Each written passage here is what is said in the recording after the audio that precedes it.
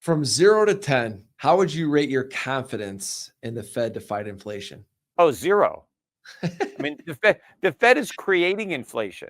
That's what the Fed does. That's where inflation comes from. And so they're not going to fight the inflation that they're creating. I mean, that's been the Fed's game plan all along. I mean, quantitative easing is inflation. That's another word for inflation. Just sounds better. It's a euphemism. But the Fed's entire monetary policy has been to create inflation. In fact, they even told us that that was their goal. They kept saying that we don't have enough inflation, that the inflation rate is too low. That's a problem that we're going to solve. And they did. They kept creating inflation. But they're not going to withdraw the inflation that they've already infused into the economy, because that means everything that was built on top of that will come collapsing down. The entire phony recovery was built on the foundation of inflation.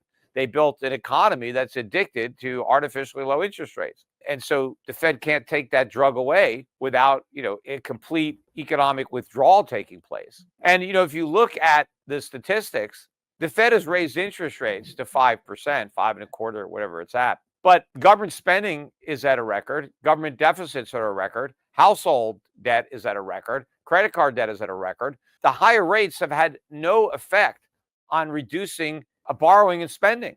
And so what that tells you is rates are still too low. The Fed is still encouraging reckless consumption financed by debt, and that is bidding up prices. In order to fight inflation with higher interest rates, the Fed has to stop the borrowing and spending. That's the effect that the rate hikes have to have. And if the rates are not high enough to stop people from borrowing, then they need to raise them some more. And they also need to encourage savings. They need to make the rates high enough that people want to save. But the savings rates are near all-time record lows. People aren't saving because the rates are still too low. The entire time the Fed has been pretending that its rates are restrictive, it's been the opposite. They've still been too loose. They're just less loose than they were, but less loose doesn't qualify as being tight.